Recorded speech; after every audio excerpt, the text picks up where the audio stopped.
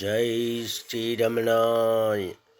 பகவான் ஸ்ரீரமண மகரிஷி பக்திஞான இயக்கத்தின் ஆன்மீக அன்பர்கள் அனைவர்களுக்கும் எங்களுடைய மனமார்ந்த இனிய காலை வணக்கம். இன்று மே 31 சனிக்கிழமை. வெறுப்பின் சுயரூபம் அன்பு என்ற தலைப்பில் இன்று நாம் தியானிக்க இருக்கிறோம். பொதுவாக அன்புக்கு எதிர்ப்பதம் எது என்று கேட்டால் வெறுப்பு என்று சொல்வார்கள். அன்புக்கு எதிர்மறை என்பதே கிடையாது. அன்பு எதிர்மறையற்று எல்லாவற்றையும் எப்போதும் தழுவி நிற்கும் ஓர் உணர்வு. அன்பின் முழு பரிமாணத்தை உணராதவர்களே அன்பின் எதிர்ப்பதம் வெறுப்பு என்று பதில் சொல்வார்கள். அன்பு எல்லாவற்றையும் தன்னகத்தே ஈர்த்து தன்மயமாக்கிக் கொள்ளும் தன்மை உடையது.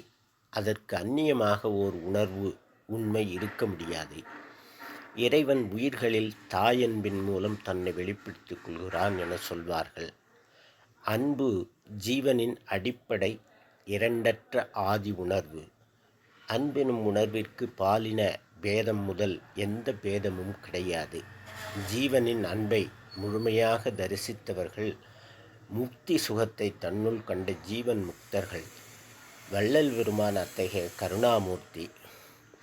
நினைந்து நினைந்து உணர்ந்து உணர்ந்து நெகிழ்ந்து நெகிழ்ந்து அன்பே நிறைந்து நிறைந்து ஊற்றெழும் கண்ணீரதனால் உடம்பு நனைந்து நனைந்து அருளமுதே நன்னிதியே ஞான நடத்தரசே என் உரிமைய நாயகனே என்று வனைந்து வனைந்து ஏத்தும் வம்மின் உலகியலீர் மரணமில்லா பெருவாழ்வு வாழ்ந்திடலாம் கண்டீர்.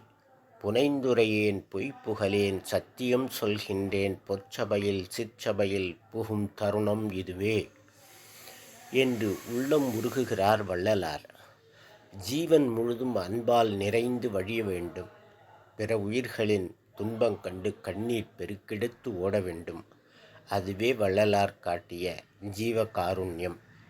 ஜீவன் அன்புமயமானால் மரணமில்லா பெருவாழ்வு வாழலாம் என்று சத்தியம் செய்து சொல்கிறார் வள்ளல் பெருமான். யானே பொய் என் நெஞ்சும் பொய் என் அன்பும் பொய், ஆனால் வினையே அழுதால் உன்னை பெறலாமே என்று பேசுகிறது திருவாசகம். என் அன்பு பொய்யானால் என்ன? பொய்யிலும் மெய்யாக இருப்பவன் நீயே அல்லவா? உன்னை அடையும் வழியை நான் கண்டுகொண்டேன். அழுத பிள்ளை தாயிடம் பால் குடிப்பது போல என் இயலாமையை சொல்லி உன்னை நினைந்து அழுதால் உன்னை பெறலாம்.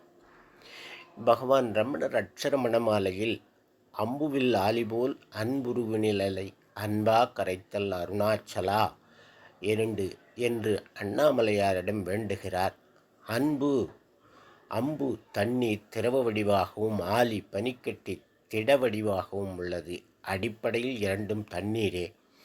வெப்பத்தால் பனிக்கட்டி உருகி தண்ணீராகிறது.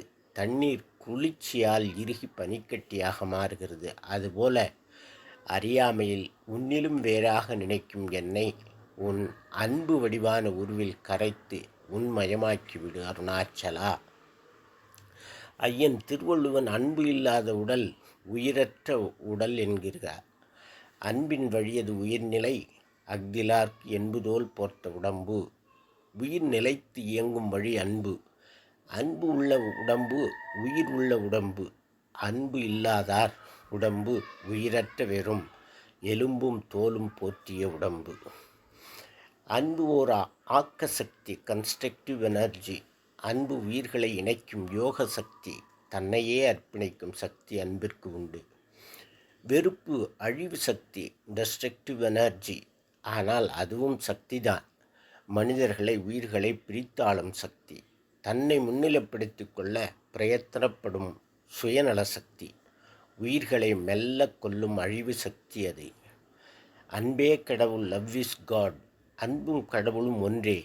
அன்பு உள்ள இதயத்தில் கடவுள் குடியிருப்பார். அன்பும் சிவமும் ஒன்று என்கிறார் திருமூலர். அன்பு சிவம் இரண்டென்பார் அறிவிலார். அன்பே சிவமாவது ஆறு மறிகிலர். அன்பே சிவமாவது ஆறு மறிந்தபின் அன்பே சிவமாய் அமர்ந்து இருப்பாரே. அன்பே சிவம் என்பதை அறியாதவர்கள் மூடர்கள். அதை அறிந்தவர்கள் அன்புமயமான சிவஞானிகளாயிருப்பர். ஓம் தத் சத். நாளை வேறொரு தலைப்பில் தியானிக்கலாம் நண்பர்களே. வணக்கம், நன்றி.